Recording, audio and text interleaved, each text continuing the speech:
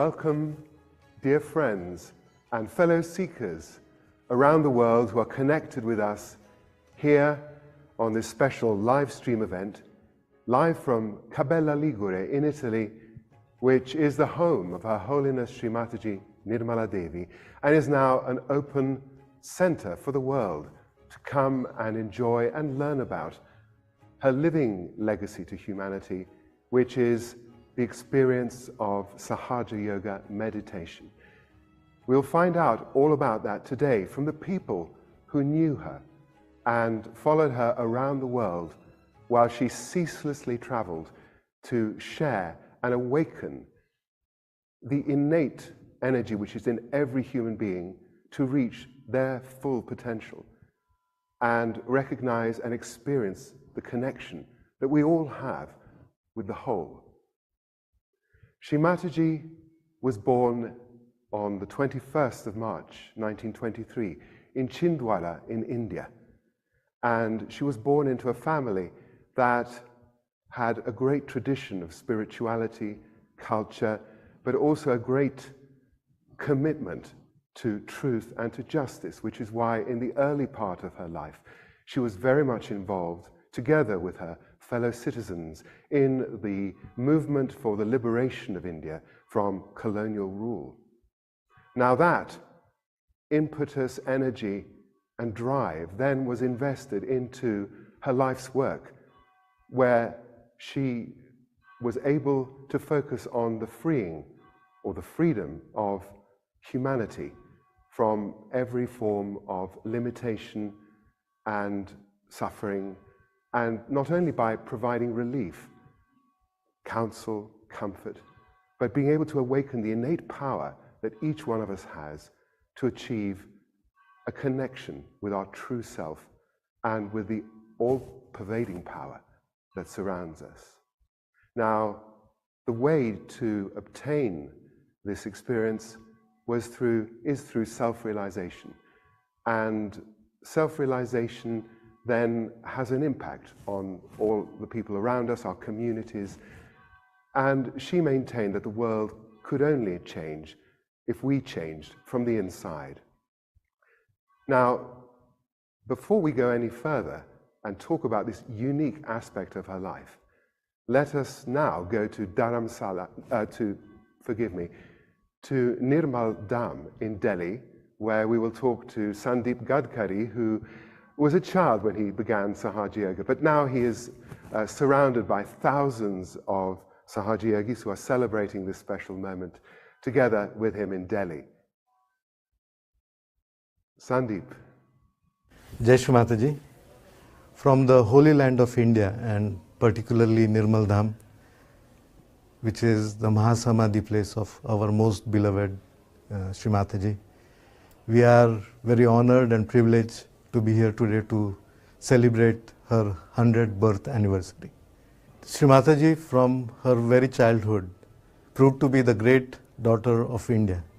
She was part of the Gandhian movement of Satyagraha for the independence of India. Soon, she came to be known as the Great Mother, the Grande Madre, fondly called as Shri Mataji Nirmala Devi. Such recognition is not only due to the fact that Sahaja Yoga is actively practiced in as many as 95 nations, but especially because it goes across all the differentiation of regions, caste, religions, creed, age, and ethnicity. She was indeed able to create a unified and an integrated vision for the world. Here in her motherland, she is recognized and adored as the Divine Mother, who is the embodiment of the omnipresent, omnipotent, omniscient power of God, power of pure and infinite love. Shri Mataji blessed us with the Sahaja Yoga movement, which she found in the year 1970, which is indeed a very unique discovery. She has given en masse realization to hundreds and thousands of people, helping them to achieve yoga, which is the union of the limited with the unlimited. In past, the yoga was available to a select few. One had to renunciate the family life, the social life, go into Himalayas to reach a higher state of spiritual awareness. In meta-modern era instead, Shri Mataji made it very unique, very simple, facilitating Sahaja Yoga by living a normal life with a physical experience of the cool breeze on the hands and on top of our heads. How her unique discovery has helped individuals or the society. To the individual, it gives a balance, be it emotional, intellectual, physical. Really, we become global personalities. We receive enlightenment, we receive Atma Sakshatkar, we receive our self-realization, which was very much promised by holy saints and prophets of the past. Today, Sahaja Yoga is the only spontaneous way of living, a meditation where you become the integral part of the whole. It is an opportunity of true salvation.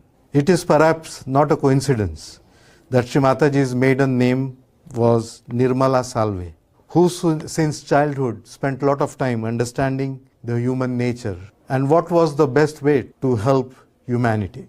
With the happening of the 5th May 1970, of the opening of the 7th center in our Fontenelle Bone area, the individual really becomes complete and self-realized. This then helps to build strong, stable families, society that then beautifully blossom as one global family.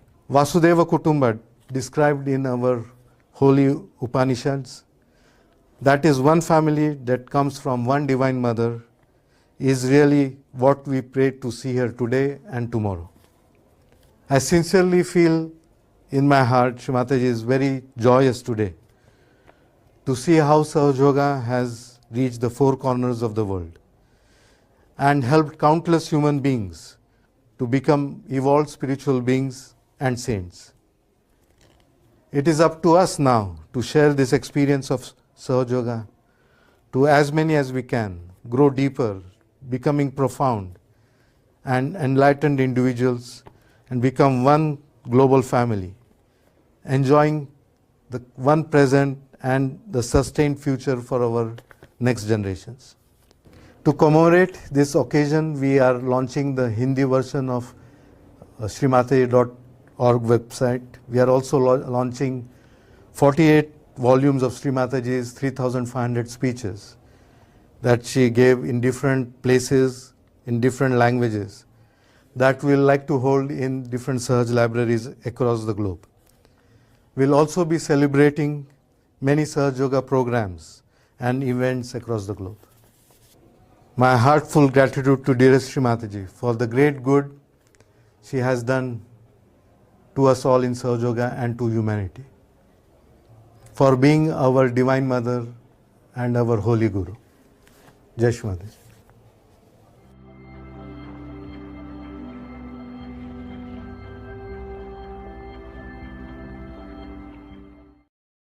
As Sandeep was saying, Shri Mataji not only spoke and gave lectures around the world, but she actually awakened the spiritual energy within us to actually enable us to experience self-realization.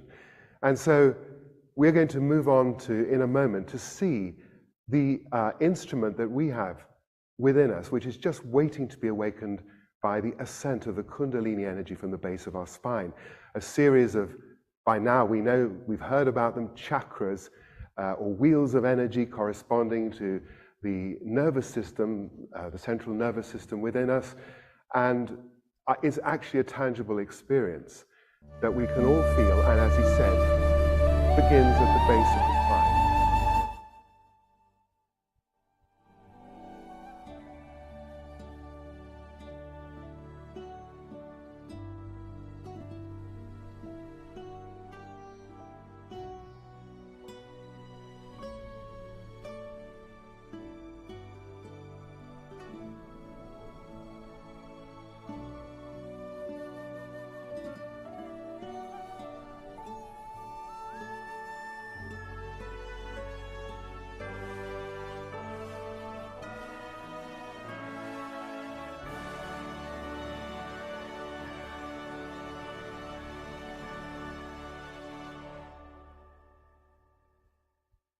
Many of us had the good fortune to experience this in her presence. It is an experience that can be shared by everyone who receives it. And now we are going to show you a video of one of those historic public programs that she gave, in which she bestowed and awakened this energy within all of us of self-realization. Now, what you have to do, it's all right, I'll manage. You have to put both your hands towards me like this, just like this, simple.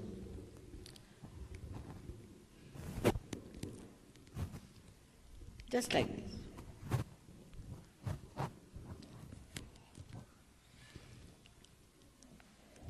Now, firstly, I have to tell you that you should not feel guilty. That's also another fashion in the West, to feel guilty. If you have done anything wrong, it's finished and gone, the past. I am talking of the present. So, whatever you have done wrong according to you, you need not correct it by torturing yourself. So please don't feel guilty at all, because if you feel guilty, this center catches and creates a problem for the Kundalini twice. So please don't feel guilty at all. I mean, if you are guilty, you would have been in jail, not here. So have a very pleasant attitude towards yourself, very happy attitude towards yourself.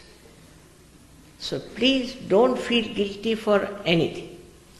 Then second thing, very important, is for this center is here, to forgive everyone. Now, one may say, very difficult, Mother, to forgive everyone. How can you forgive? I'll give you the logic behind it. If you forgive or don't forgive, what do? Do nothing, just the same.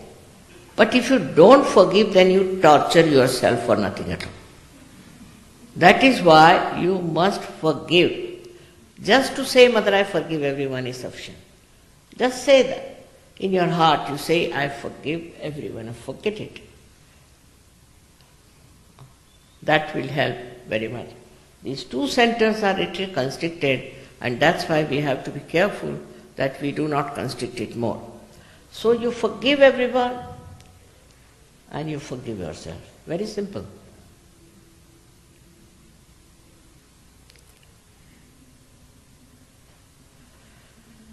Now your hands are like these.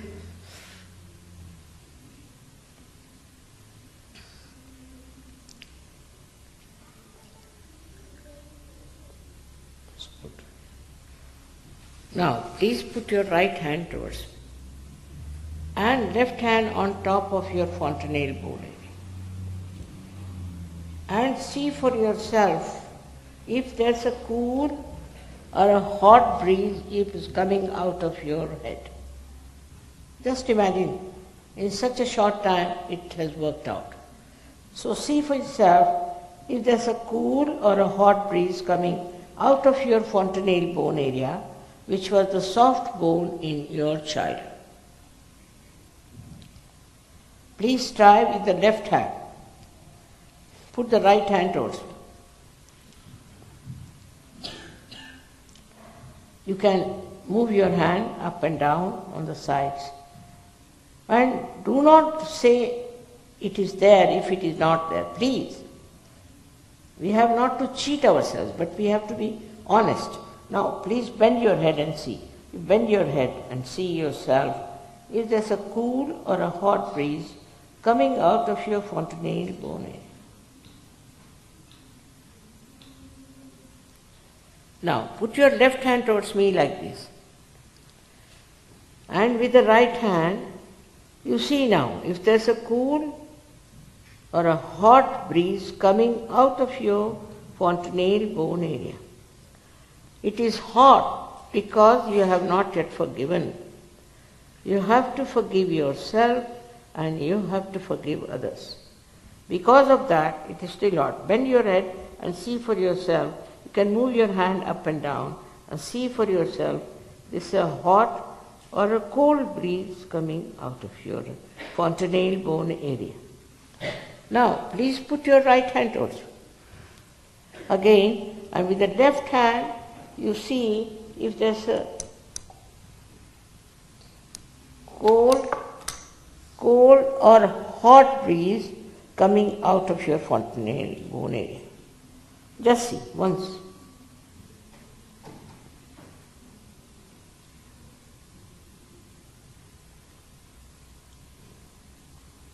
Now, please put both your hands towards me. Just like this. Because I told you the sympathetic is here. It has to work through sympathetic. Both the hands towards me like that.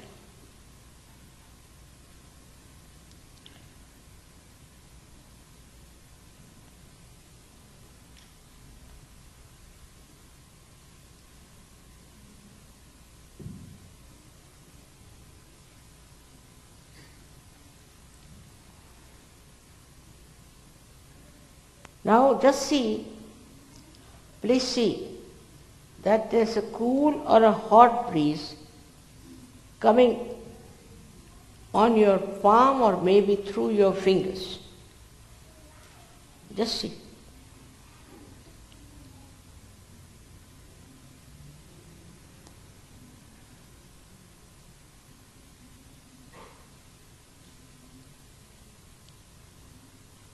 Now you don't think. You watch me and don't think. Just don't think.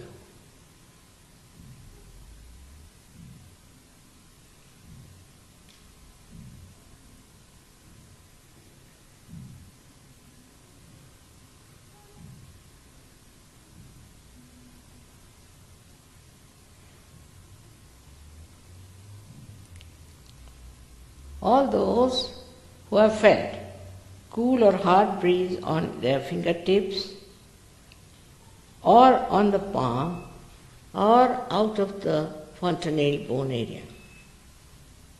Please raise both your hands. That's it. May God bless you all. May God bless you. It's great. Some people didn't feel, very few, all right? But we'll see what's the matter, why they didn't feel. They will. No doubt, every one of you should get it. Very few didn't feel it. I'm very much thankful to you. I look forward to Berkeley people to work it out. Because you have a special position as seekers here, and it should help the whole world. So may God bless you.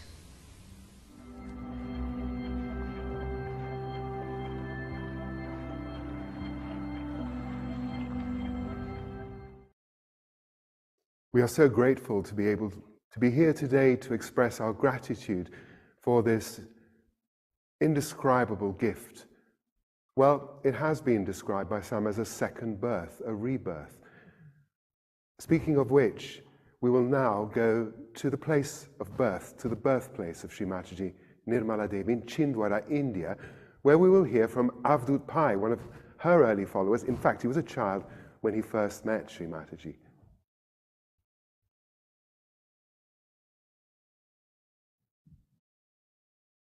From Chhindwara, where Shri Mataji was born on the 21st of March 1923 at noon. Shri Mataji came from a very noble family and she had a very noble heritage, the heritage of the Shalivanas. Chhindwara was the capital of the Shalivanas and her ancestors started the Shalivana dynasty. In April 1947, Shri Mataji married to Mr. Chandrika Prasad Srivastav, who was later knighted by Queen Elizabeth II, and thus he got the honor of Sir C.P. Srivastava. She was very loving, very affectionate, and a mother for all of us in the whole of humanity. Thank you very much.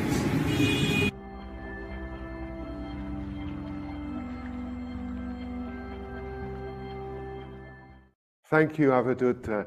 It's worth noting that that sort of background noise is a sign of just how much activity there is there at the moment. Literally thousands of people are coming to pay tribute to Shri Mataji at her birthplace and in many, many other parts of the world, because Shri Mataji's vision was to unite the world.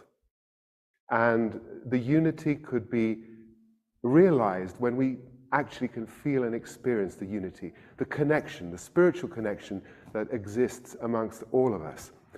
And this spiritual connection is something which is fundamentally part of deep spirituality, the knowledge of yoga, union of the individual spirit with the divine. And all of this great search drove one of the earliest followers of Shri Mataji, Mr.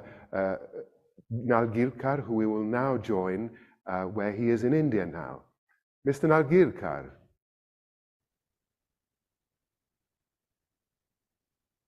Yeah, good afternoon. First, I will introduce myself. I am Vijay Nalgirkar. Right now, I am in Navi Mumbai, India, speaking from that place. By profession, I am engineer, worked in many EPC oil and gas companies, and I got my Sahaja Yoga in 1984, by now 39 years, and I have worked in Sahaja Yoga as a state leader of Delhi, national leader of India, world leader, board member of World Foundation, and Nirmala Intellectual Property Corporation. Now, about the background, I am born in traditional Hindu family. But my father was a very typical Gandhian, so we were not forced to go to any temple or to any guru. So we have no such experience of guru or any religion, and nor we were believing in a religion. But we were seeker inside. In Delhi, in a public program in 1984, Shri Mataji was giving speech and realization. I attended that program. For the first time, I was convinced and impressed so much and felt the cool breeze. So automatically some respect for Shri Mataji and deep faith developed inside with a peace and joy.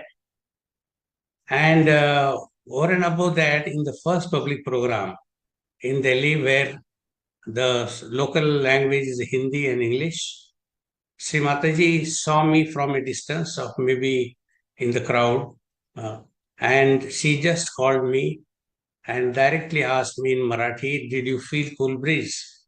I was surprised because I had never seen Shri Mataji, never met Shri Mataji, doesn't know suddenly how she spoke in Marathi. So that further developed more faith that she's definitely a very high divine personality, divine guru. And now we will see how Shri Mataji started Sahaja Yoga in 5th May 1970, and what is the birthplace of Sahaja Yoga. We will see the video.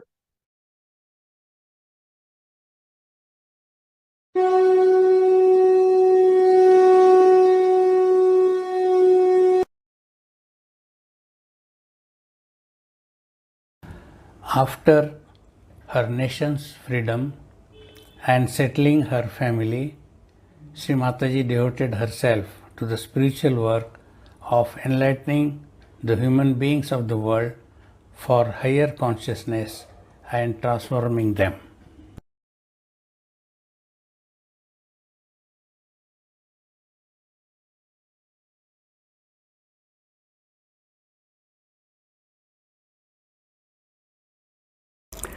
In the evening of 4th May 1970, Her Holiness Shri Mataji sat in meditation under a tree of Bilwa at the place of Nargol, the seashore of Gujarat, near from Mumbai, and after sitting whole night in meditation. In the early dawn of 5th May 1970, at the nick of the doomsday, she opened the Sahasrara of the primordial being, that is Virat, a very great historic event for the entire human race. This not only saved the world but facilitated for the en masse spiritual awakening of the human beings. Shri Mataji gave self-realization to thousands en masse, unlike other guru who gave self-realization to one seeker only. Other notable uniqueness of Sahaja Yoga is that self-realized people can give further self-realization to others en masse. This spiritual technique founded by her is called Sahaja Yoga. Nargol can be called as birthplace of Sahaja Yoga.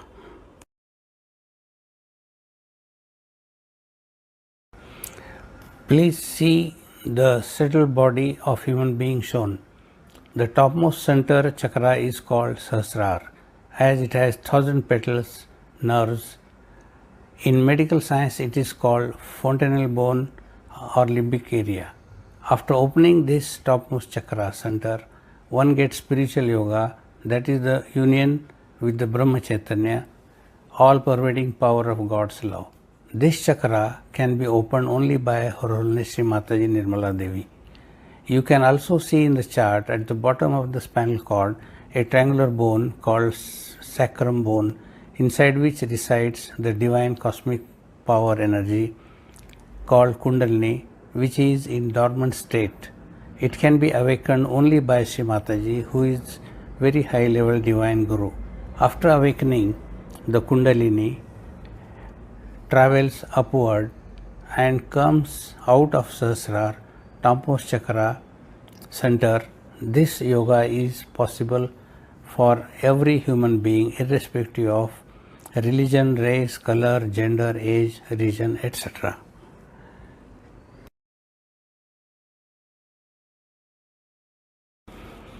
Shri Mataji started the work of Sahaja Yoga first in Mumbai, from the place where she was residing at Jeevan Jyot building at Nepean Road with her husband, who was chairman of Shipping Corporation of India at that time.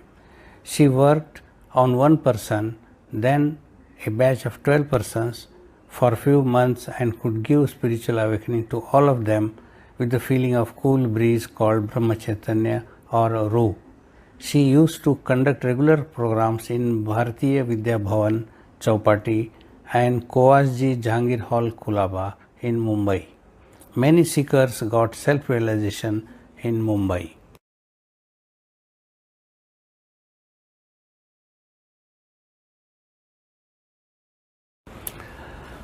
After Mumbai, her spiritual journey started in the rural places, villages in Maharashtra and other cities in India, and later abroad. She traveled most parts of India and countries of the world. As on date, now she has millions of followers around the globe, enjoying the spiritual benefits and leading peaceful, joyous, honest life as a good citizen of the world, and working for the propagation of Sahaja Yoga for the well-being of the humanity, following the path enlightened by Shri Mataji.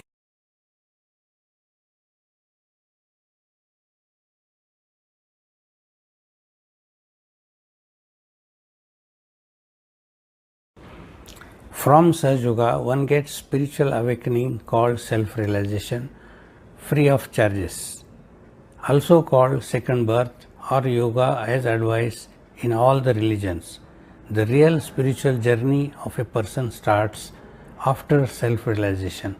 If practiced sincerely and honestly, one becomes free from all physical, mental problems, feels peaceful and joyous inside, enjoying the human life with the blessings, and continue spiritual ascent to any level.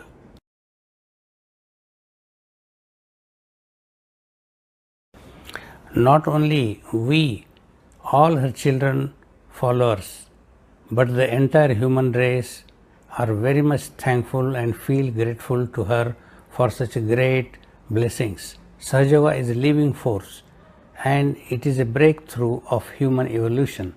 Sahaja Yoga is not theory to read and listen, but practical actualization in our inner being. This helps in transformation of all human beings across the world and gets salvation. Her divine work in this period of time has been forecasted by great saints and rishis of all the religions. Sahaja will bring peace, harmony, collectivity, love among the entire human race of the planet. Jai Shri Mataji.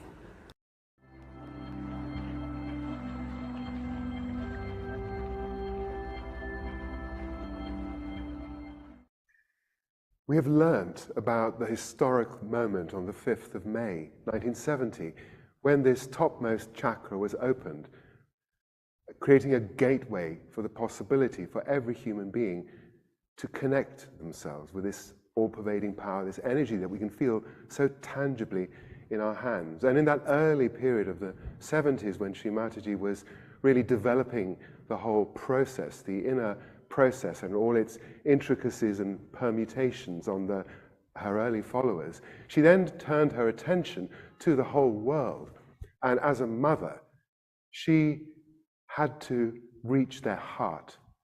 And it is actually also, it will not escape us, the historical significance that her first journey to the West to do this was England, the United Kingdom, where she spent many, many years with the yogis there. And we have with us today, we have Zafar Rashid, who will tell us more.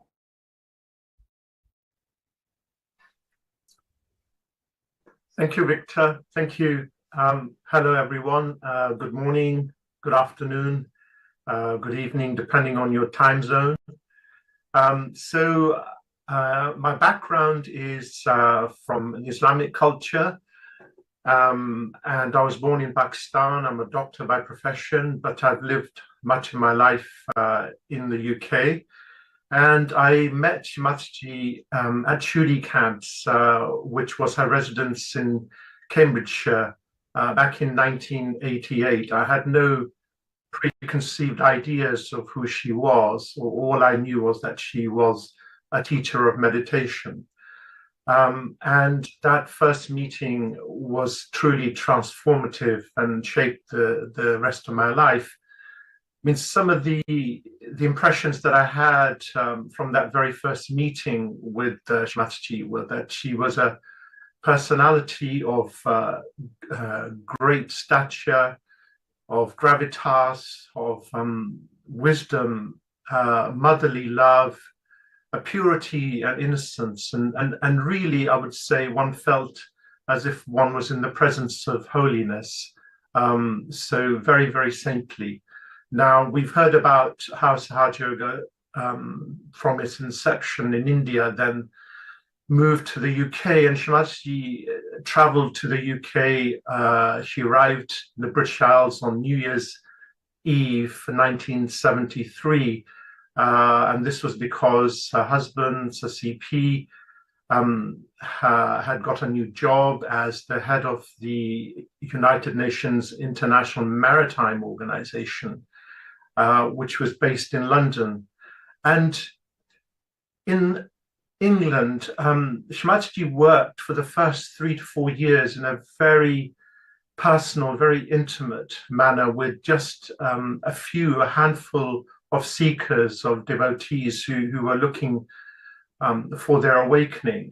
And she was able to spend a lot of time with them and help them on an almost daily basis at times through many of the difficulties those early seekers faced, the human challenges, the human condition. And she helped them get through that phase. And Sahaja Yoga sort of encompasses not just the very basics of life, but also contains the great eternal truths which many of us have been seeking.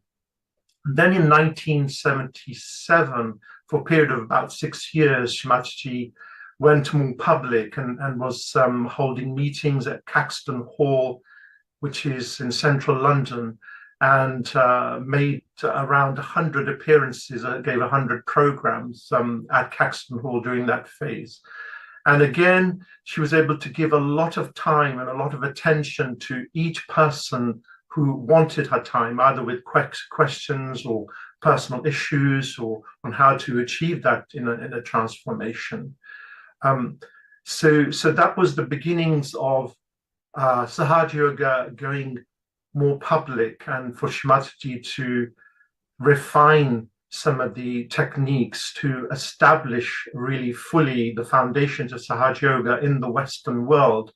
And Britain or England was the focus of that. She told us that each country has a particular quality, and the quality of England or the British Isles was the heart, and hence the qualities of compassion and love and openness and generosity and especially joy.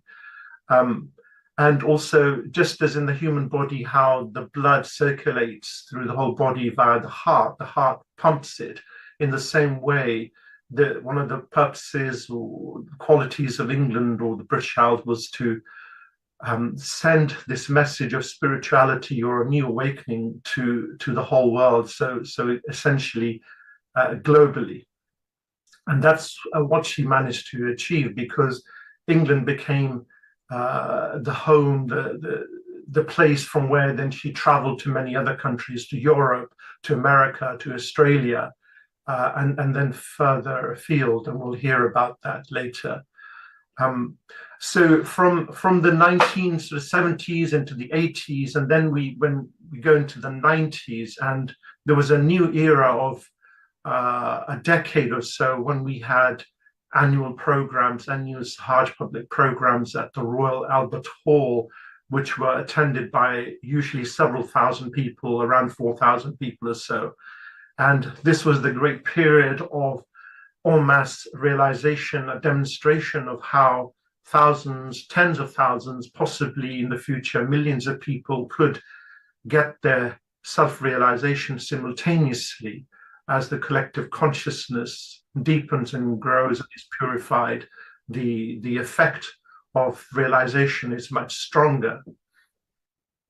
And then Shri Mataji moved to Italy, still retaining a residence in Ealing. But even though she was in Italy, she did return many times to Britain. The last time we had the great privilege and blessing of having Shri Mataji in the UK was in 2006, when she had receded a little bit from public life, and she was in her 80s then, so quite elderly also. But it was 2006 was a glorious year for the United Kingdom, from really April right through till October, when we had the blessing of Shri Mataji being present here.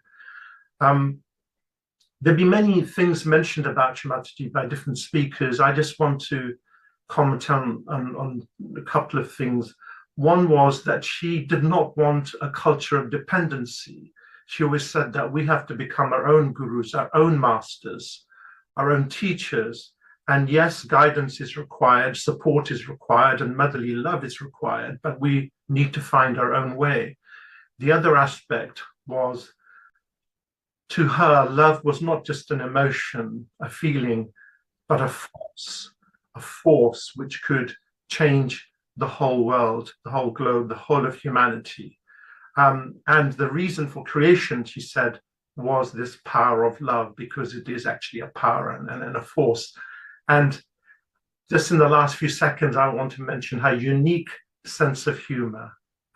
Perhaps other people haven't mentioned it, but she made us feel very, very comfortable in her presence. And on this very special day, eternally grateful to her for all that she gave to me, which time doesn't allow to go into. So thank you.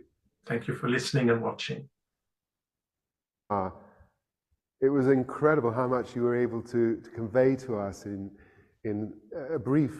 some brief moments. And I just want to take the opportunity to tell everybody that there is this very beautiful website called shrimataji.org, in which you can find so much about her, and also how you can connect to all the yogis, the practitioners of Sahaja Yoga in your region of the world or in your town and city.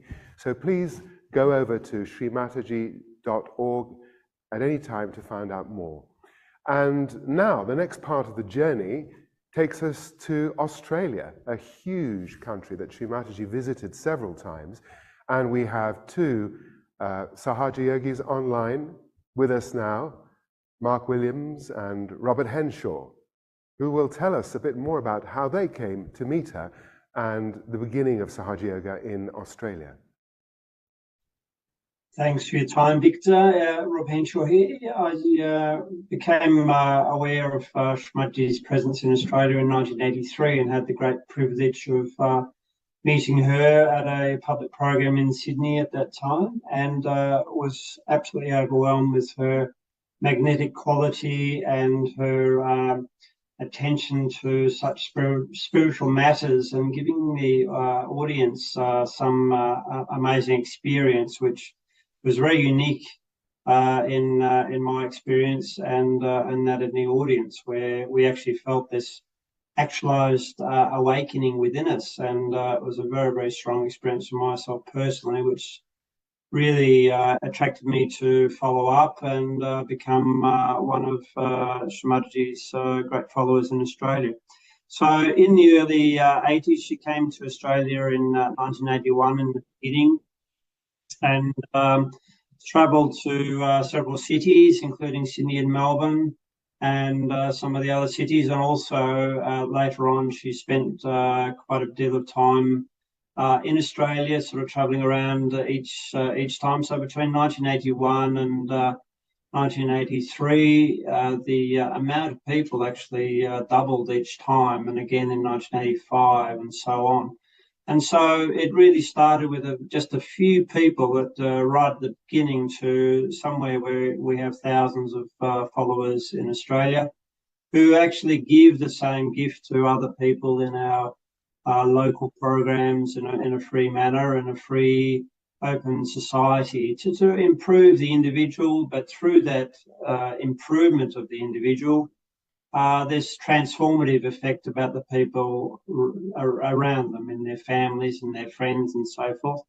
And one of the things which has been spoken about tonight in detail is that awakening of that Kundalini energy, which has that transformative power. One of the things she taught us actually was about the unique place that Australia has in the subtle system, which is about the first chakra, which was about the innocence and that experience and that awakening of that sort of quality. And you see that in Australians, that they're fairly straightforward people, and that's, I guess, one of the interesting things about Australians coming to Sahaja Yoga, is that they felt the Shri Mataji's warmth and of character and her innocence in herself, and how she just interacted with people in a very natural and self-effacing way, which was very attractive to the people in Australia.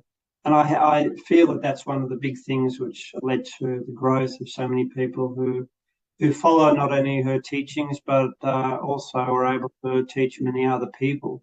So just in a nutshell, it's one of those beautiful things that's happened.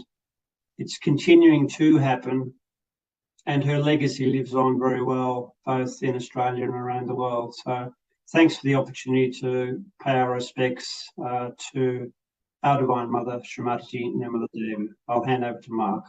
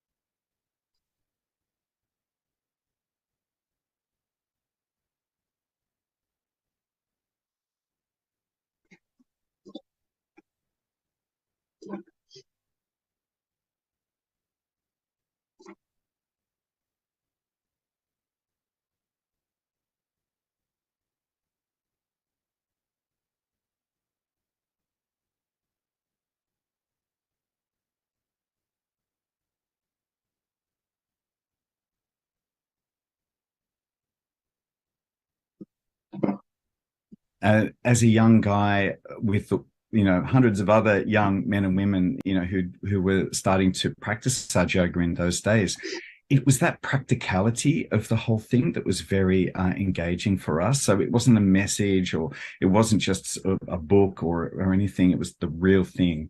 And subsequent to that, I found that I was able to correct myself and transform myself, and I became a very different person from what I was at the start. And I think that was something that when you see that happening to yourself, it's only then that you realize that there's really something going on with this, that you do feel the sensations on the fingertips, you do feel that mental silence, and the transformative nature of it is really practical.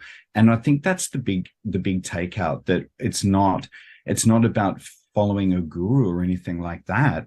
It's about transforming yourself through a direct experience of this kind of cosmic energy. You could call it God, you could call it Allah, you could call it Lord Shiva, whichever culture you come from, it's the same thing. And as a young reporter, that's what hit me hardest, was from whichever angle you look at it, from whichever culture and tradition you come from, it's the same thing. And so it has the capability to unify all of us.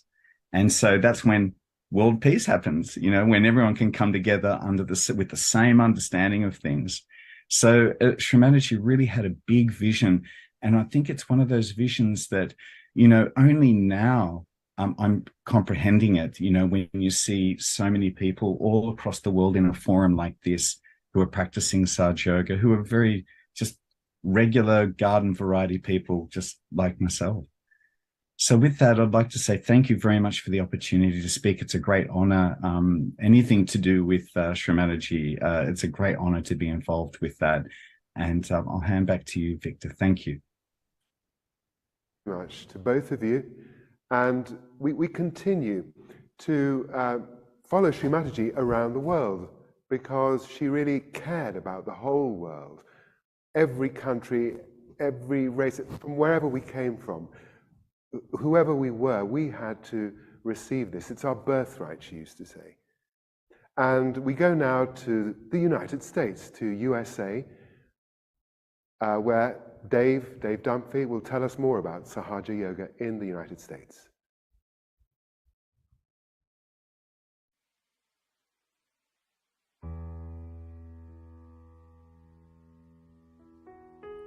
America was the first country in the West that Shri Mataji traveled to via Japan in 1972, and she made the long journey on a cargo ship in very Spartan conditions for 1.5 months to arrive on our shores. This marked the beginning of a 4 decades-long odyssey to bring her message of Sahaja Yoga and the experience of self-realization to Americans. The important question to answer, though, is why America, and why at this particular time? It is perhaps instructive to understand the context of this period of our history to see why Shri Mataji chose to travel to the United States at that juncture in time.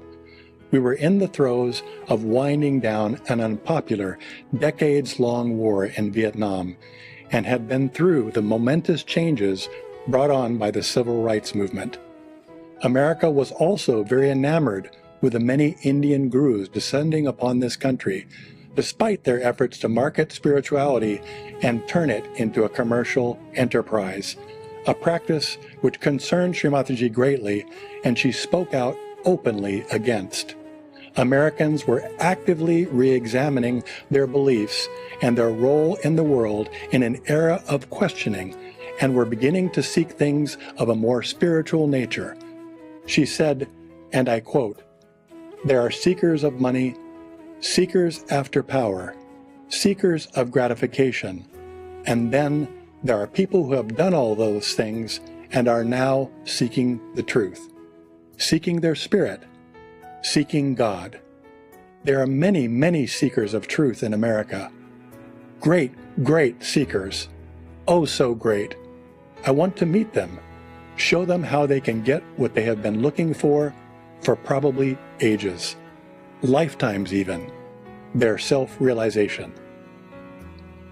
Perhaps the deeper reason for her consistent focus on this country could be discovered in Shri Mataji's revelation that America represents the Vishuddhi chakra in the subtle system of the universe, and that as such, it stands for diplomacy, sweetness, self-esteem, communication, and collectivity, like Abraham Lincoln, whom she said stood for collectivity.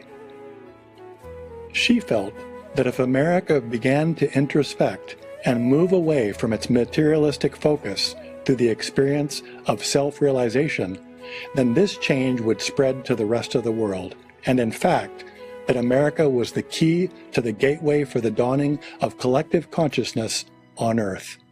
A manifestation where every person has awakened their subtle connection to the divine power and each other, and are able to feel the energy of others within themselves.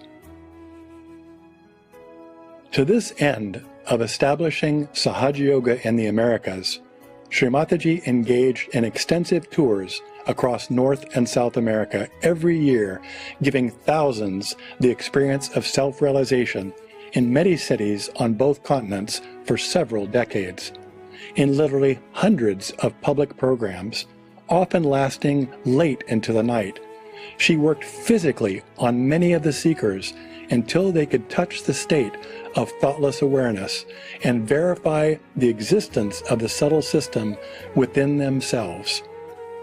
Shri Mataji felt that her work here was so important for the establishment of the spiritual foundation of America that she set up residences on each coast to act as bases for the effort, and spent several months a year living here to realize her vision. She established ashrams and meditation centers in many cities across the U.S., a school, a 110-acre spiritual retreat in upstate New York, as well as the formation of a registered nonprofit organization called Vishwa Nirmala Dharma, whose recognition in the United States was seminal in getting similar nonprofits established in multiple countries worldwide. Because of her ceaseless efforts, Sahaja Yoga has been established in most major cities in the US and Canada, and thousands are currently enjoying more balanced and peaceful lives. Her life of service to humanity, both in the Americas and the world, is unparalleled, and for this we owe to her a debt of supreme gratitude on the occasion of the Centennial celebrations of her birth.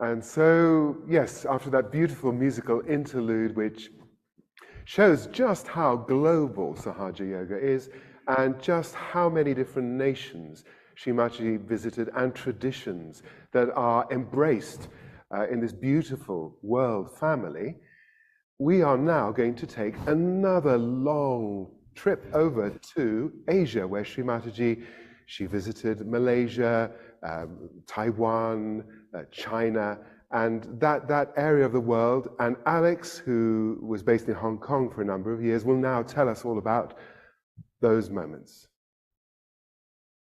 Thank you, Victor. I first got my realization in 1983, actually down in Sydney, Australia.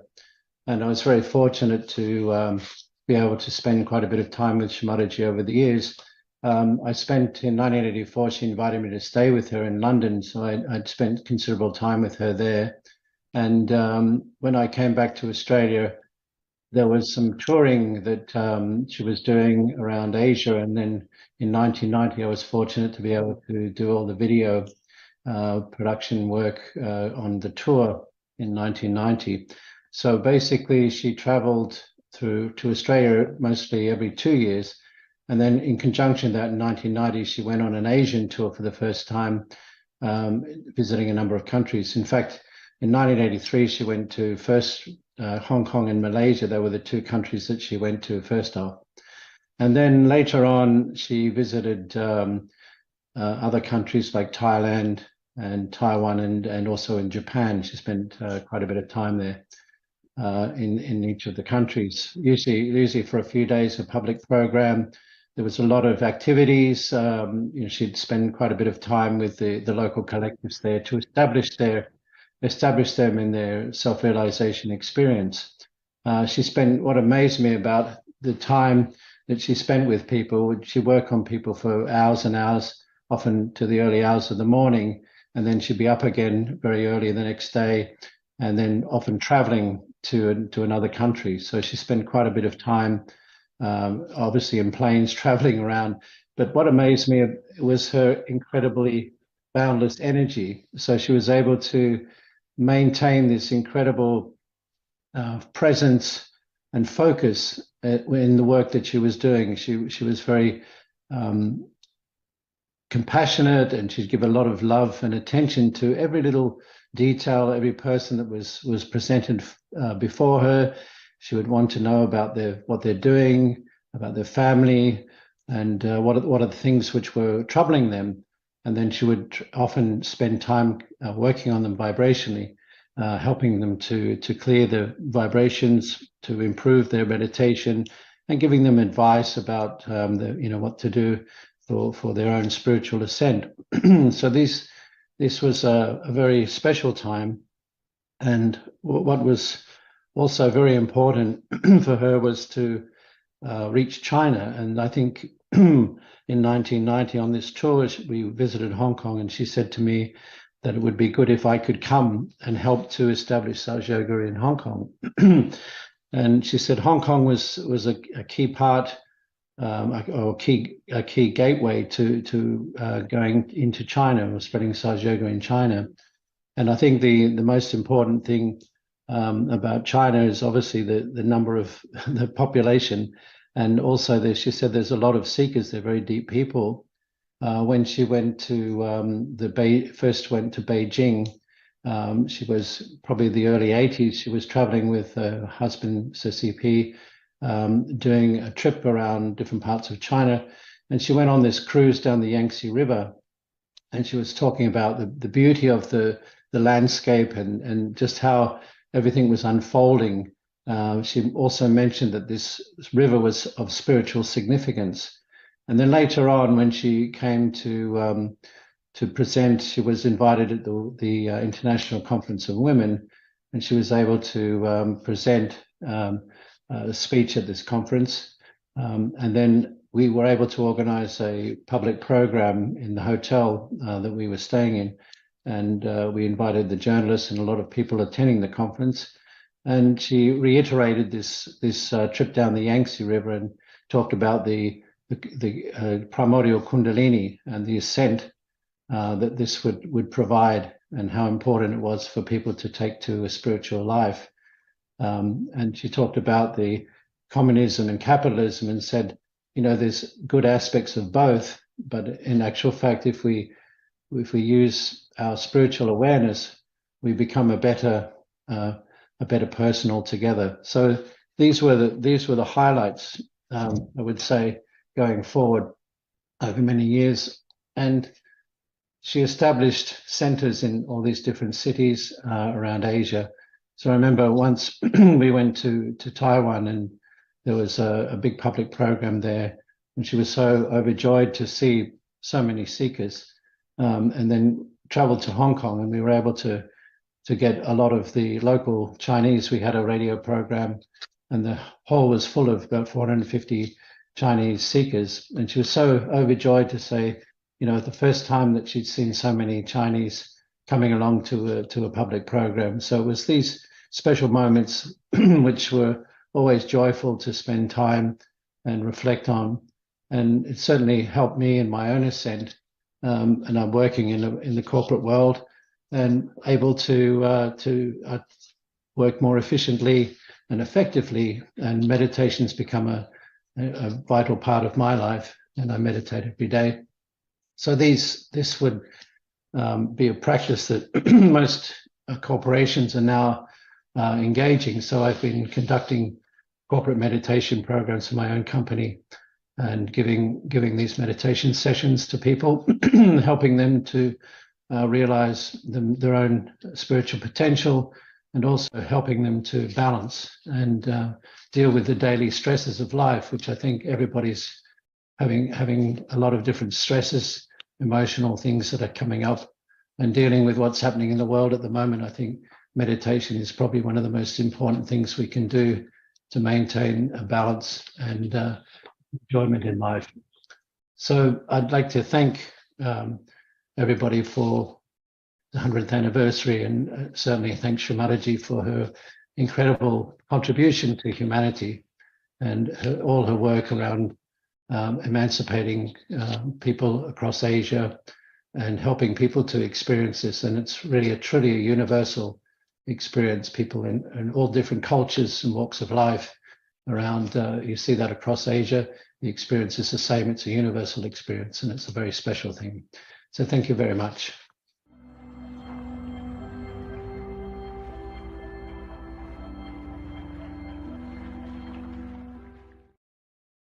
Thank you, Alex, and thank you to all the contributors so far who've just amazed us with giving us different insights into the story, the life story of Shri Mataji, Nirmala Devi, this really remarkable mother, we can call her, spiritual guru, but one who, again, enables us to become our own gurus, our own masters, and to connect with our own true self, which is what connects all of us, really. And during those travels, of course, many of us enjoyed incredible hospitality, and second to none in Turkey, which is actually the next leg of the journey. Shri Mataji visited Turkey several times, and we will now watch a video about that development in Turkey of Sahaja Yoga.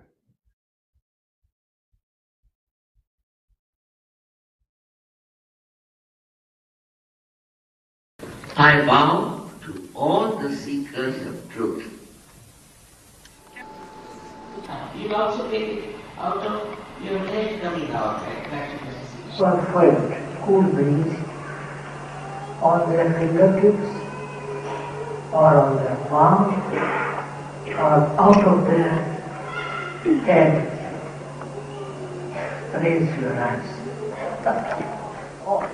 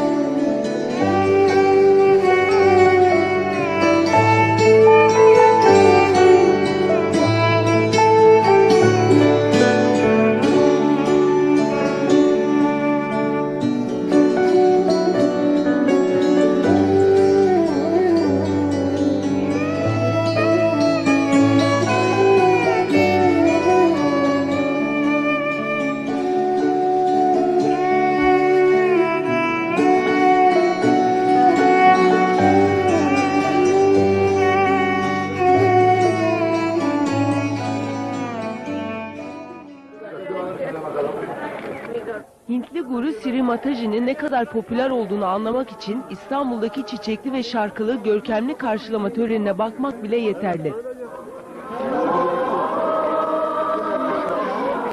Hayranları guruyu dizlerinin üstünde selamladılar. Kimi zaman gözyaşlarına boğuldular.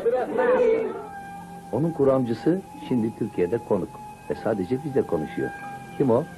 Shri Mataji. He is wondering whether if you are coming from the bottom of the Indian Ocean or are you coming from the top of the Himalayas? What I discovered was the way. Yaptığım şu, binlerce insanın bir arada kendisini tanımasına yardım ediyorum. Students, they are my children. There is no relationship as such. I just give them love. That's all.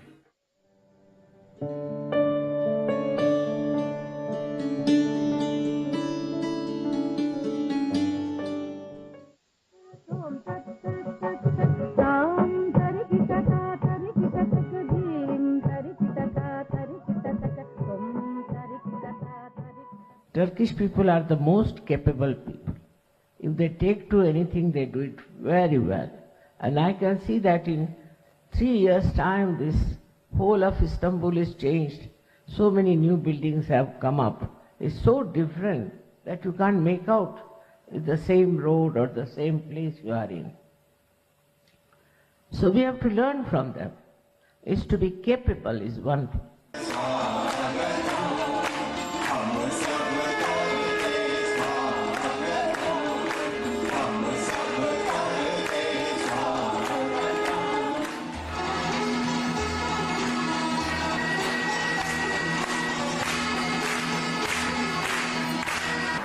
They have been promised that they will be resurrected. And that resurrection has to take place. For that I have to venture and give them their resurrection which is promised by Muhammad Sahib. I mean, that's my duty. And not only duty, but I am bound by it, that I have to tell them about their resurrection and to save them. They deserve it, no doubt. It is very joyous that all of us are here in Turkey to celebrate the puja to Fatima.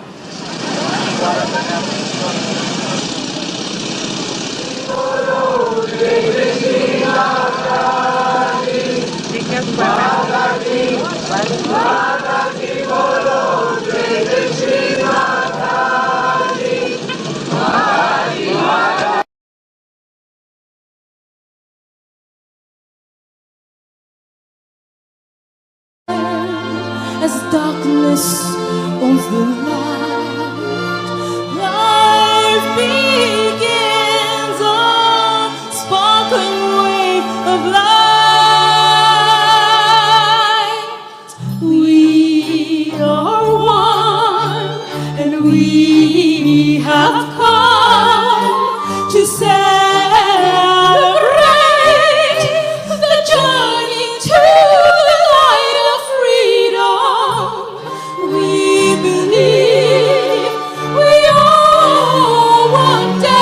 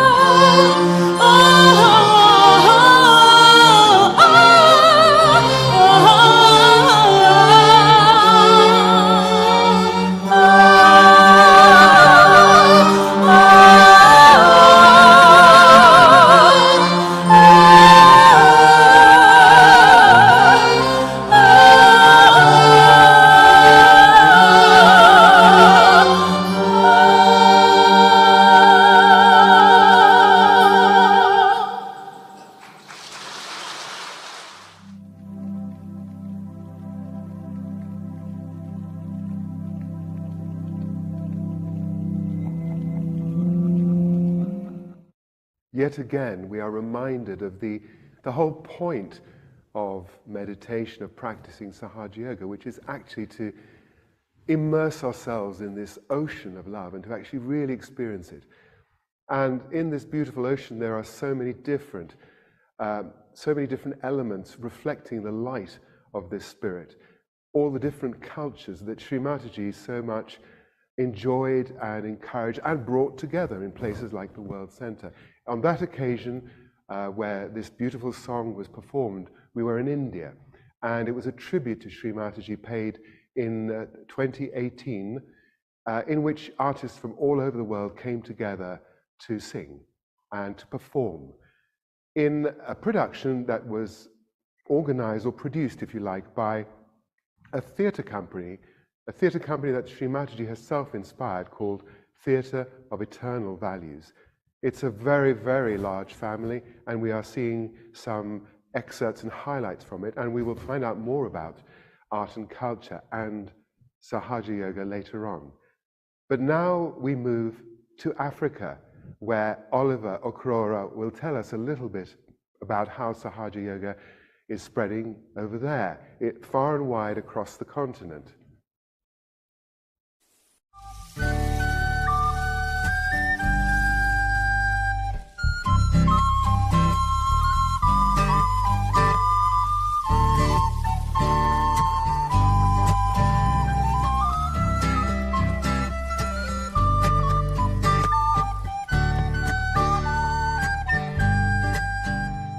Sahaja Yoga in Africa.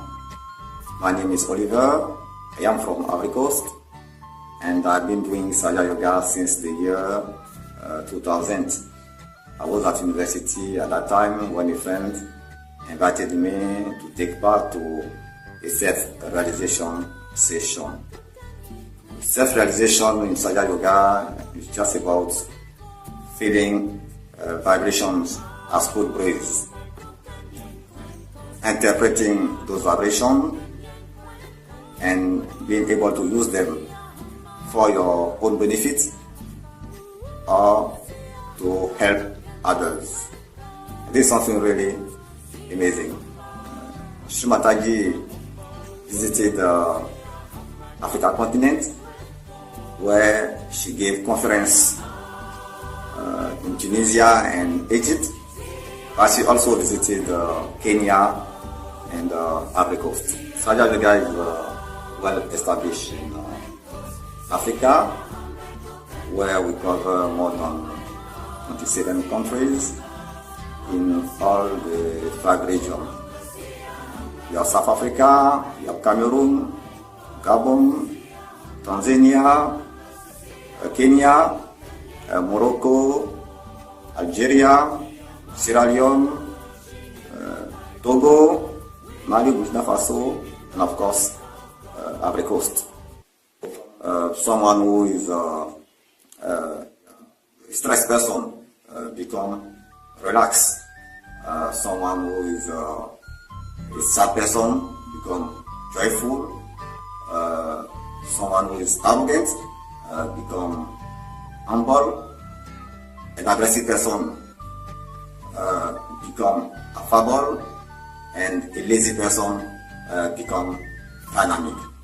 And this inner transformation has a very good impact on the well-being of the person at the mental, emotional, physical, and spiritual level. The first second you do the self-realization experience, you are under the attention, under the protection of the divine. The simplicity in the practice of Sahaja Yoga. It starts by a simple experience, self-realization experience, which takes less than 5 minutes to do. And after that, it's about meditation. Meditate at your own pace, anywhere and at any time. And it's free of charge from the bottom of our heart, we are very thankful to Her Holiness Shri Mataji Nirmala Devi for this inestimable gift to the humanity. And we'll be very happy to meet you in one of our sessions. If you wish to know more about Sahaja Yoga meditation, you are most welcome to visit our website, sahajayogameditation.online. We also offer a 10-week online course free of charge. Kindly visit letsmeditate.online to know and to register for the course. Thank you.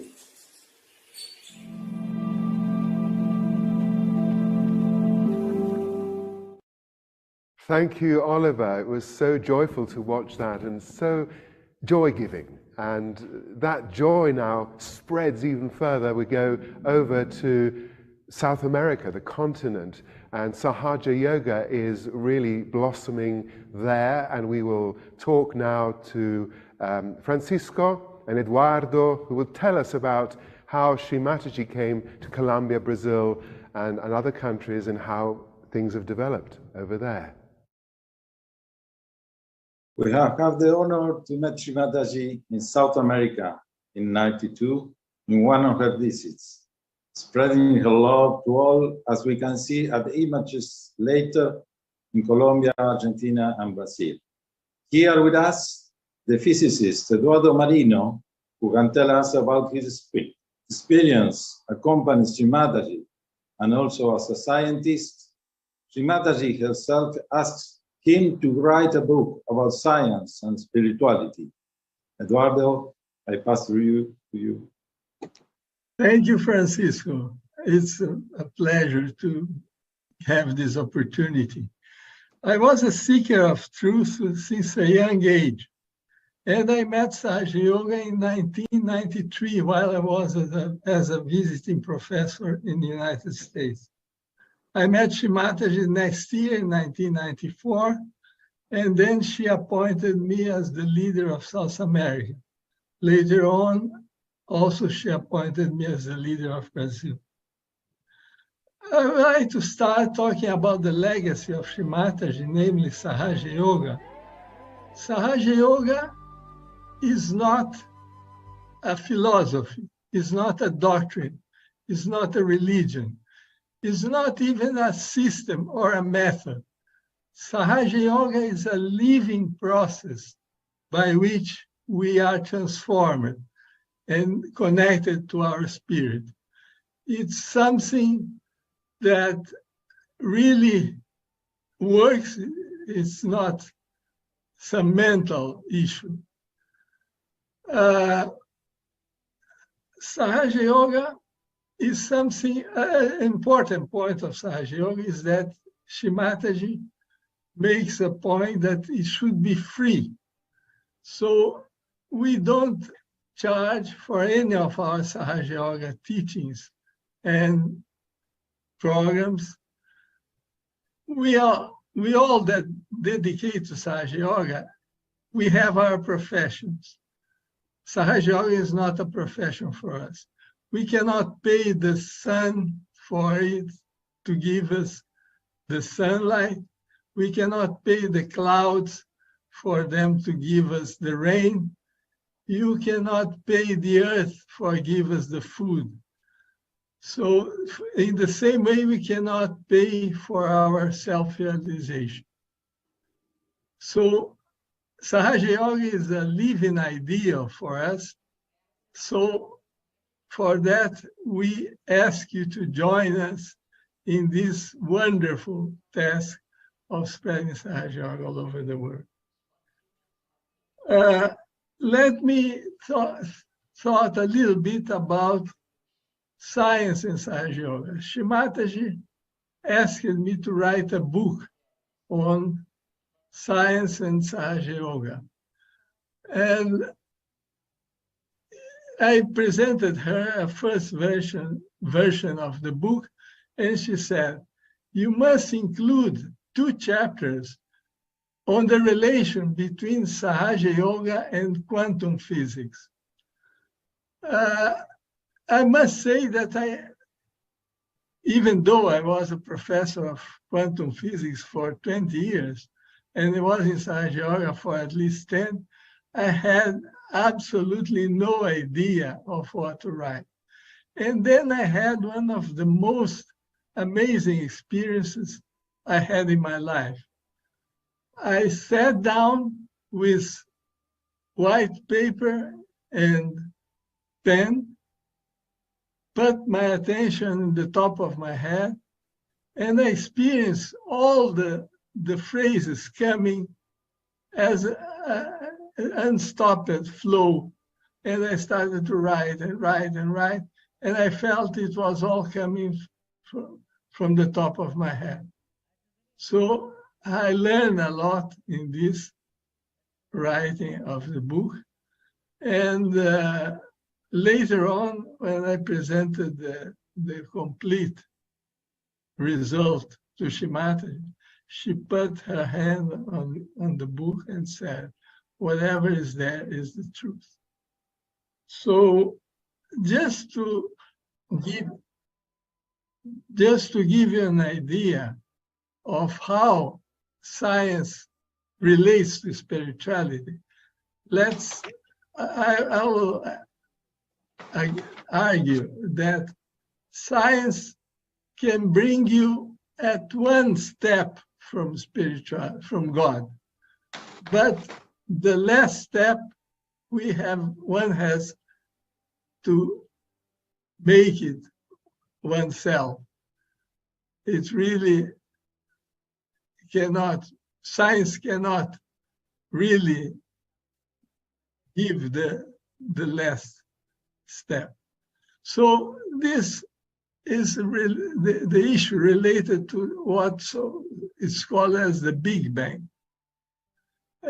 Modern science has discovered that about 12 billion years ago, the whole matter, energy, even time and space started to exist after a tremendous explosion, which is called the Big Bang. So if you ask an Orthodox scientist, what is there before the Big Bang? The answer will be, most probably, there's no meaning in the question that you are asking. But I say this is at least lack of curiosity. So if you insist in asking what was there before the Big Bang, using some very simple logic, we can arrive at some very deep conclusions. So since the time was created at this moment, this occasion of the Big Bang, it means that before it just didn't exist. Time didn't exist. So whatever existed before the Big Bang should be beyond time. That means eternal. So, in the same reasoning, if the space didn't exist before the Big Bang, whatever existed before it should be beyond space. This means formless. So you see that using this simple logic, we can arrive at some conclusions about the nature of God, if we may dare to say something about that. So this is just an example of how science can bring us close to God. So it has been a privilege to be a disciple of Shri Mataji. Meeting Shri Mataji was the end of my seek. So I would like to thank you from the bottom of my heart, Shri Mataji. Thank you. Thank you. Thank you to all. Thank you, Shri Mataji.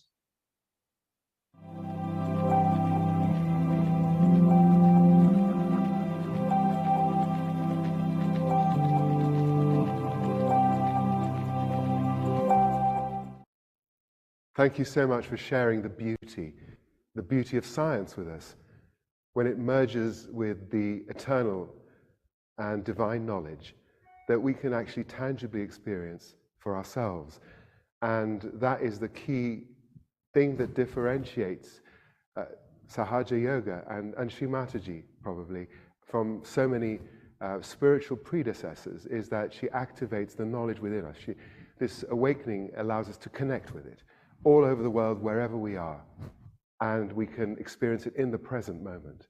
Thank you so much. And we go over now to Central Europe, actually Eastern and Western Europe, that Shri Mataji visited extensively during the 80s and the 90s, in particular after certain enormous historical events like the fall of the Berlin Wall. And we'll be finding out about that from Ruth and Maria Amelia.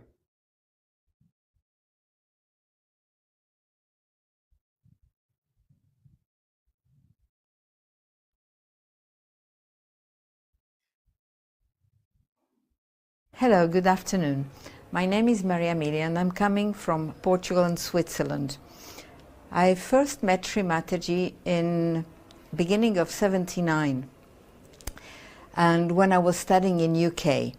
I got my realization in Cambridge, and a few days after I decided to go to London and meet her, because what I had felt was very, very strong. So I went to London, where she was holding programs, public programs, every Thursday evening at Caxton Hall. There I met her for the first time, and her message really appealed to me immediately for two main reasons. First of all, she was so accessible. We could go to her, talk to her, she would answer, she would interact with us with such simplicity. And the second thing was, I'm from a Catholic background, and I always felt it was too narrow. And here I found that she was speaking about the union of all the religions, the essence of all the religions. There I could find really, it was what I was looking for, universality. After finishing my studies in the UK in June '79, I went back home to Portugal. And later on, I was married to a Swiss national, which allowed me to go in Switzerland, live there, establish myself there. And together with a small group of Swiss, we were able to follow her for the first programs in many countries. For instance, the first in 1980, she came 2 times to Switzerland in April and September, October. And she went once to Portugal to attend a social function and then give public programs.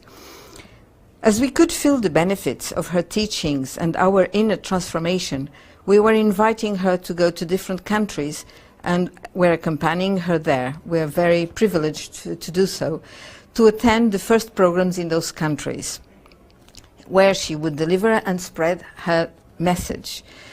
Sometimes she would also request us to go ahead and prepare these programs for her. This was my case, for instance, in Lisbon and Rio, where I went beforehand for a couple of months. Sometimes we would go single-handed, sometimes we would go in little groups, and we would do little programs, so when she would come, she would already have a few people who had realization and who would go on following her. We can say that in the 80s we had the spreading of Sahaja Yoga in Europe, mainly for the beginning, and we can call it as horizontal growth. Just to name a few, we had, for instance, in 1980, as I said, Switzerland and Portugal. Then in 81, it was the turn of Italy. 82, it was Austria, France, and Spain. 84, Belgium and Holland. 89, Colombia, Rio in Brazil, 92, again Brazil, Buenos Aires, and so on. This just to name a few, because I don't remember all of them. We can say that she traveled tirelessly from 1980 to 2010 to many, many countries in the world. As an example, for instance, just in Switzerland in 15 years, she went 18 times and she gave 42 public programs. So just imagine if we multiply that by 90 countries, how often she traveled. When she was arriving at these countries, she was very interested in what was going on. First, the history, the art, the culture, the handicrafts. For instance, once in Madrid, at the beginning, she would ask us to show her Goya's paintings. In Italy, she would go and visit the Sixtine Chapel, and then she explained it to us later on. She went also to Florence and visited the Uffizi Gallery to see the Italian masters. She would comment then the paintings and explain the subtle side and the spiritual dimension that these masters had given to their paintings. And I must say that it was quite an experience to be able to hear her teachings and comments in so many different aspects. For instance, in Portugal, my home country, she appreciated the handicrafts and embroideries, and she would buy lots of terracotta and tablecloths. Then she would distribute them and give as presents. Another aspect that was very important for her was children and to protect their growth and their innocence. Therefore, she created several schools, kindergartens and primary schools. And actually, the first primary school took place in Switzerland in 1988. And nowadays, I mean, Sahaja Yoga is being given in some schools where the teachers realize that the children have a much better attention and they stabilize and are better in class. They also did a couple of them in Switzerland. They went to some prisons and gave realizations to prisoners, and they felt their benefits in themselves.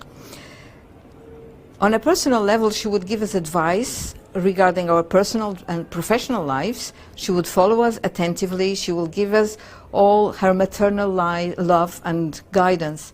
She would work personally on our subtle systems, show us how to keep our chakras and channels in balance, make us improving spiritually and going deeper inside. She taught us also detachment of material worldly matters, but at the same time living within the current economic systems and problems. For instance, in Brazil, she gave some economic advice to some ministers and gave the realization to the Senate president, which was really happening. And they heard her words very carefully. We can feel that the impact of her teachings in our personal and spiritual lives were everywhere, anywhere. To make it short and to end, I would just like to say that what she taught us mainly was to go beyond our small worldly limitations. Good afternoon, and thank you for your attention.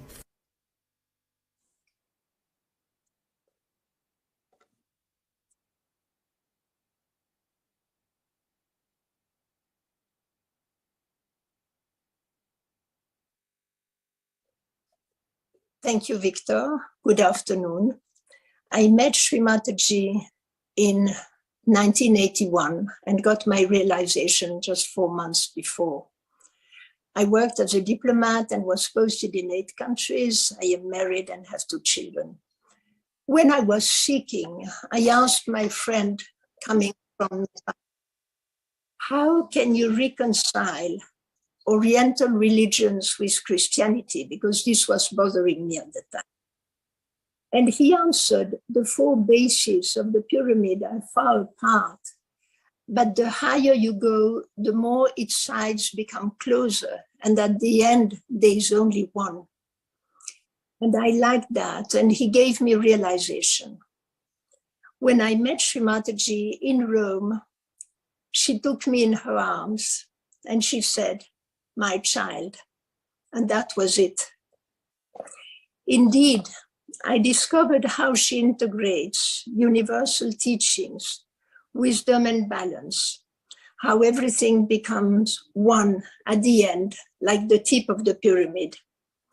In the 80s, she traveled all over the Western world, in Asia, And we followed her as much as we could. In the 90s, after the fall of the Berlin Wall, she toured each year Eastern Europe.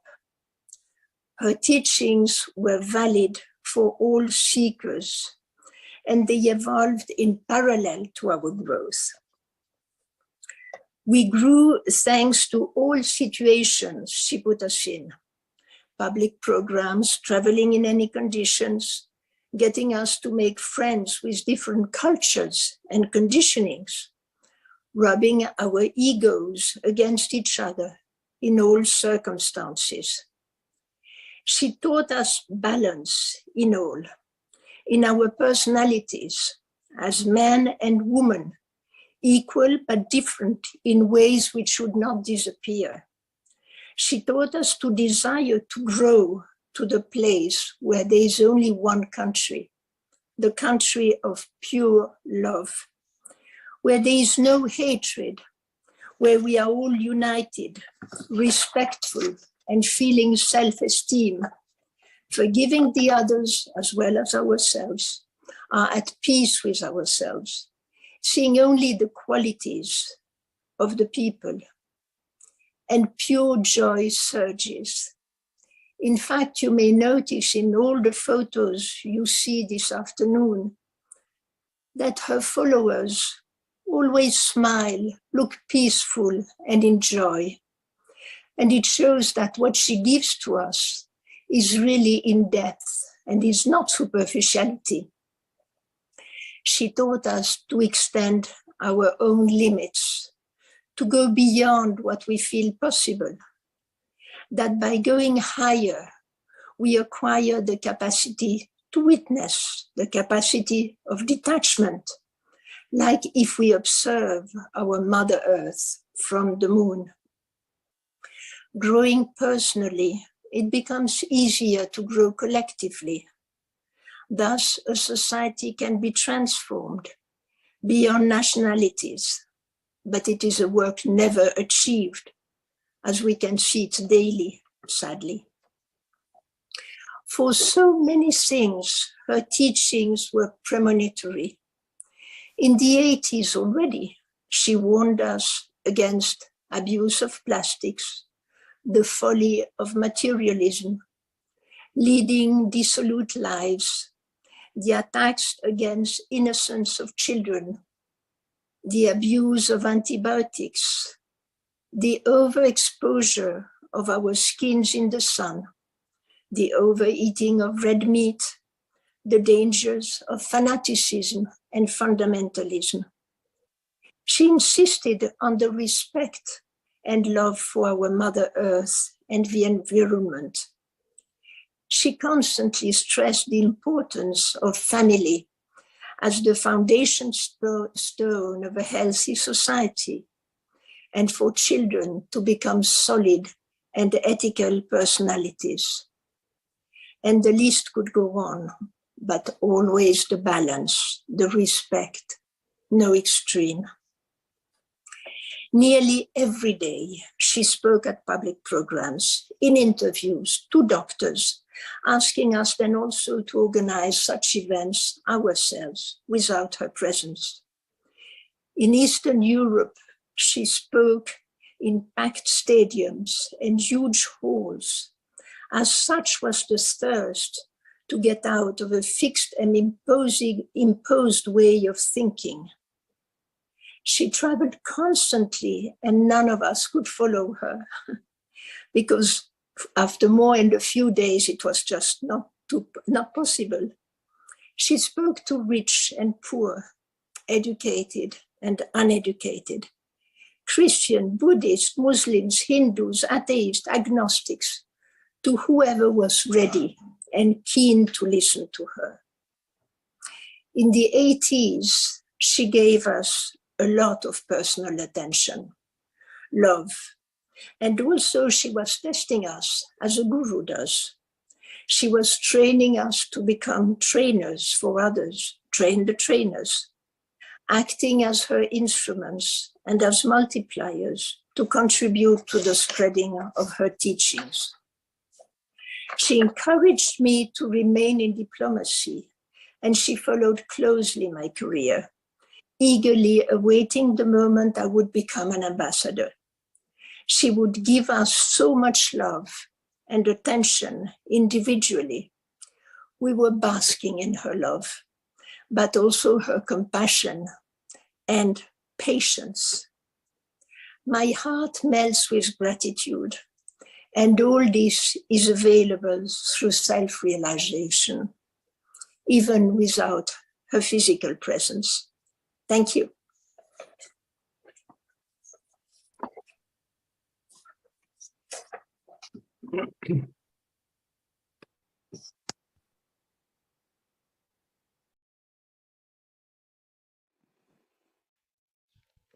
It is so beautiful to stand in this incredibly ornate hall that Shri Mataji received hundreds of her followers here every time she returned from her journeys all over the world.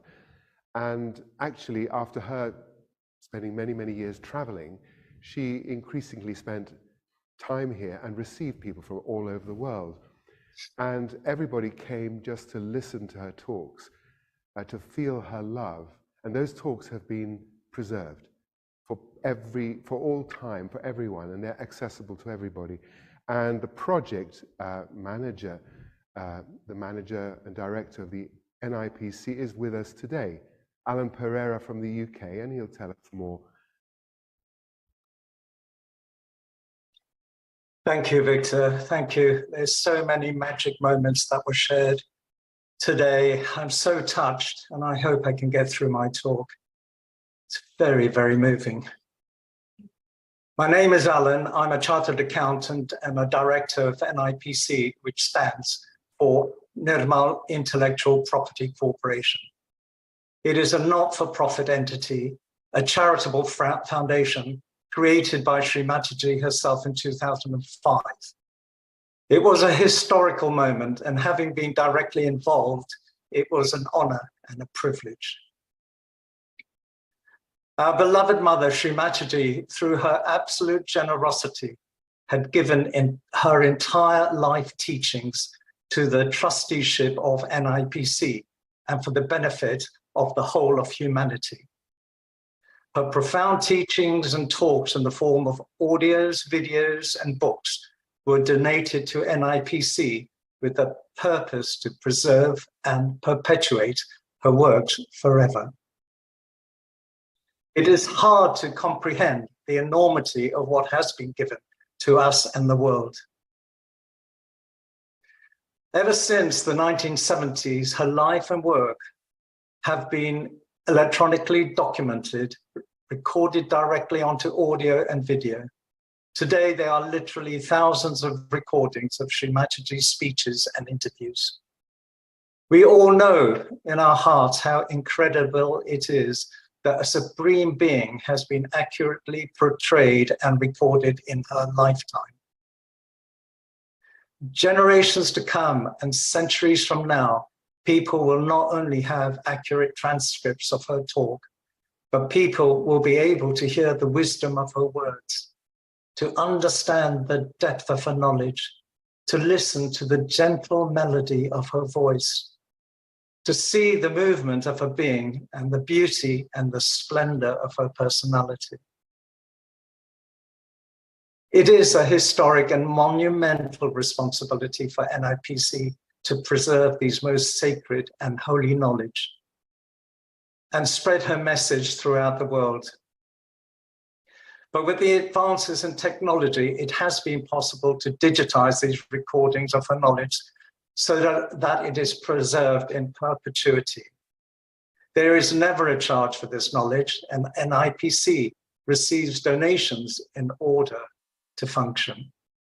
Shri Mataji's public programs are freely available to all. We humbly express our deepest gratitude and sincere appreciation for the profound and extraordinary knowledge that Shri Mataji has given to humanity. Her teachings have brought comfort, healing, and wisdom to millions of people all over the world. Her insights and guidance have helped people find peace, purpose, and a deep understanding of the nature of truth and reality, especially in these troubled times. Her life's work has been a beacon of hope and inspiration for so many of us who are on our life journeys. Her tireless efforts to help us connect with our true selves and the divine have left an indelible mark on the spiritual landscape of humanity. She has shown us what it means to live a life in service of higher purpose. Her legacy will continue to inspire and guide us on our spiritual paths for generations to come. Shri Mataji, I offer you my heartfelt love, my sincere admiration and appreciation. We promise to share this great knowledge you have given us. The time has come for humanity to know the truth. The entire humanity can be transformed with your love and awakening. It is a dynamic force that can transform this world. Shri Mataji, please accept my heartfelt gratitude for everything you have done for me. You are truly a divine personality, and I'm grateful to have had the opportunity to visit your incredible life's work at first hand. I'm sorry, I just find this so moving talking about Shri Mataji. It just brings back so many of these private memories, and to relive these moments, my heart is just bursting at the moment. And I just have tears in my eyes. I'm sorry, it is very emotional. I was lucky enough to spend time at Shri Mataji. Those memories are precious. They are very special moments. I will deeply cherish them for the rest of my life. You have touched so many lives. You have touched so many hearts. You indeed are our beloved Guru, our gentle, compassionate mother that has given purpose to my life. Not only did you give meaning to my life, you in fact literally saved my life 21 years ago, which allows me to be able to be here today to speak about you. Thank you, Shri Mataji. Thank you, my beloved Guru. Thank you, my dear beloved mother. I owe you everything. I owe you my life. Thank you from the deepest part of my heart.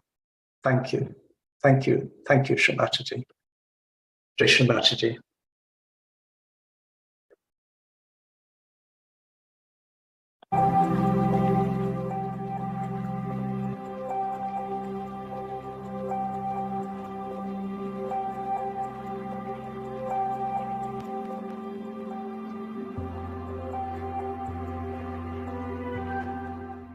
Thank you for putting into words what we all feel, and that sincerity, that longing for love, for fulfillment, for oneness is felt by all of us, and now hopefully we can all start to feel it tangibly within ourselves, within our body, in our hands. And I'd just like to take the opportunity that you can actually go onto the website shrimataji.org and find out where you can actually deepen this experience. And yes, this is all happening live stream right now. We're reaching the whole planet, in theory. But actually the whole planet, the populations of the world come here to Cabela, to the World Center. And I have with me a very, very dear friend, Giulio Cartocci, who was one of the first yogis to meet Shri Mataji in Italy, who will tell us more about how it grew in this country and became the World Center effectively. Thank you, Victor. Good morning. I am Giulio Cartocci, a member of the Cabela World Foundation that carries the name of Shri Mataji Nirmala Devi. And I met Shri Mataji in 1981 when she came for the first time to Italy to bring her enlightened message of Sahaja Yoga and the possibility for humanity to receive the great experience of self-realization. And it is my great pleasure and honor to greet everyone from Cabela, Ligure, Italy, on this special day celebrating the centenary of Shri Mataji's birth. As I said, Shri Mataji came to Italy for the first time in 1981, and since then she continued to come to Italy every year. Then in 1991, she chose Cabela Ligure as her permanent home in Europe, where she spent the last 30 years of her life, from 1991 to 2011. And while she was living here, she created the World Foundation and set up the headquarters of here in the ancient Palazzo Doria. The foundation is responsible for preserving, caring, and even expanding all the assets that she has left us in this marvelous valley. And not only she leave the foundation all her personal material possessions in this valley, but more importantly, she gave us a vision of a new, peaceful world where everyone can have the opportunity to perceive their spiritual essence, the integration of their self with the one, with the creative energy, with the all-pervading love. So here in the Val Barbera, where Cabela resides, the nature is still pure, and it expresses itself with great beauty in the mountains that surround us, in the lush valley, and the flowing rivers. And here we have facilities to host the seekers who comes from all over the world to enjoy the company of the seekers, and of the like-minded people who try this experience of union and integration. 5 or 6 main events are celebrated here every year, in which about 10,000 people attend. But there are many various other activities carried out throughout the year, including meetings to deepen meditation, wellness camp, art academy, summer camp for children, etc. Here we can see some of this moment, of this beautiful moment. But apart from the large international meetings, one of the main activities here is a unique boarding school with children aged 6 to 11, founded by and on the express wish of Shri Mataji herself. Shri Mataji has always paid great attention to the education of children, and in 2008 she met all the mayors of the valley to express a vision on the importance of education. And the authorities of the valley always have recognized the great personality of Shri Mataji. And in 2007, she was awarded honorary residence in Cabela. And over the years, more and more people from all over the world have decided to come and live permanently here in Cabela. And now there are a few hundreds of us. So we can say that there is an interesting social experiment taking place here with families who live in their own house, but carry out their own job, but sharing many moments together during the day. Even simple things like taking care of the children, or recreational activities, or organizing the meetings, and especially, of course, the collective meditation. So we can say that here we are truly living a new kind of experience of a peaceful, serene, and constructive, truly international social experiment. with the participant coming from all over the world. A participant that breaks all the artificial barrier and the border set up by man. And in this special historical moment, we feel that is very, very, very important. So this is the expression of a new world order that is being created without social, caste, or we can say religion divisions. So, as we said before, this is part of Shri Mataji's vision, and surely this experience is more easily livable in a place that is still simple and pure as Cabela is. It is therefore with great pleasure that we invite you all to come and visit us here in Cabela and discover for yourself the vision of Shri Mataji and of the World Foundation as for the whole of humanity. Thank you. And thank you, Shri Mataji.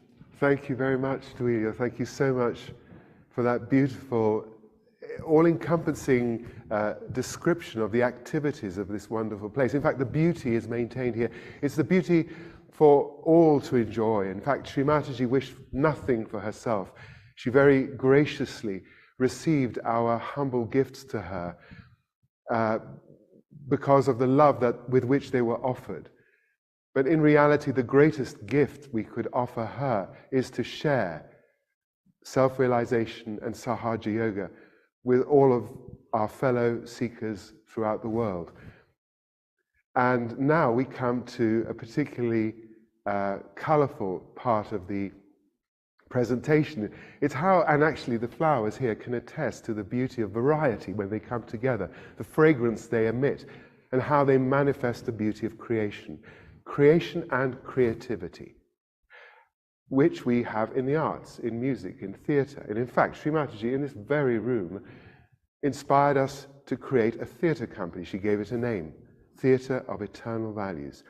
And theatre is an art form like a bouquet of flowers that unites all the arts to create a unified expression. And that's why it led also to the creation of an Academy of the Arts and also a festival, the Culture of the Spirit Festival. And I would like to invite now the present Artistic Director of Theatre of Eternal Values, the coordinator of the festival and the Academy, Monia Giovanangeli, to tell us more.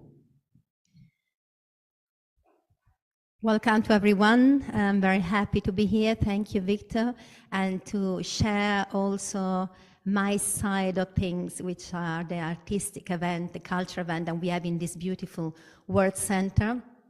As Victor said, this is the place where Shri Mataji inspired the foundation of Theatre of Eternal Values, a theatre world company, a theatre company that travels around the world, bringing the true spiritual values through theatre. And that's what art does. It's the manifestation. It's the manifestation of the spirit through the art form. And that's why we have a beautiful festival open to everyone that desires to come in this beautiful valley called the Festival of the Culture of the Spirit. And we would like to share some moments of it with you. Culture of the Spirit Festival in Cabela.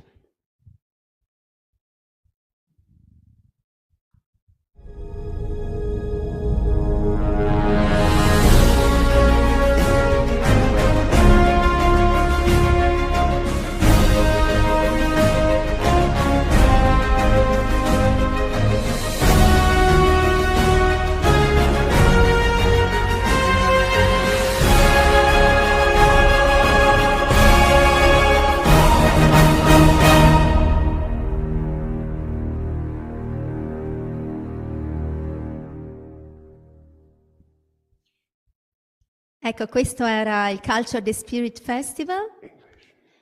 this was the Culture the Spirit Festival, and it's a joy for us to be able to share with you all these beautiful moments that are connected with our inner spirit.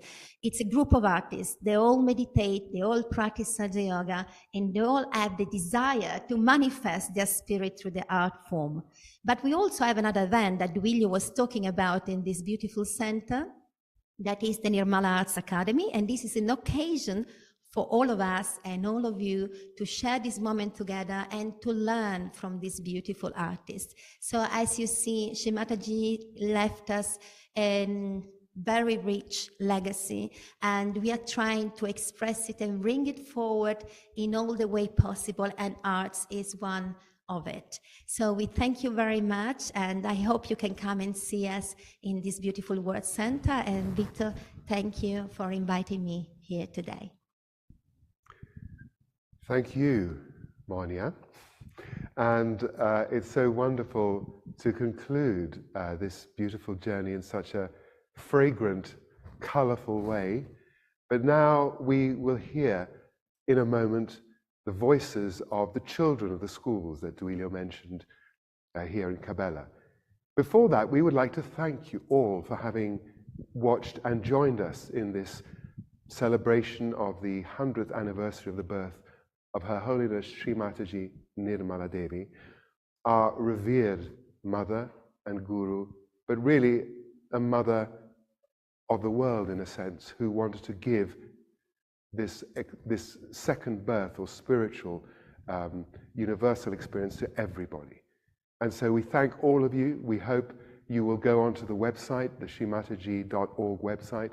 We thank the technical team. We thank all those who contributed their experiences and to inform us and tell this story, in which we learned so much about something that Eduardo called a living process, an ongoing process. We hope that we will join together in this journey. We hope to welcome you here in Cabela, or when we also eventually travel. Thank you so much, everybody, and see you very, very soon.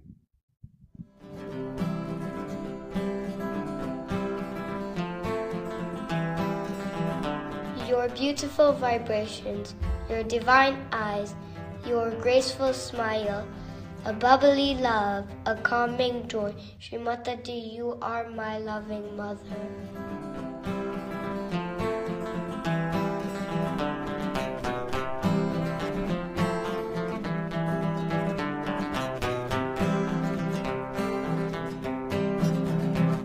On the 21st of March, 1923, a baby girl was born in a Christian family. Her mother had spent a tiger in the wild, for she knew she bore a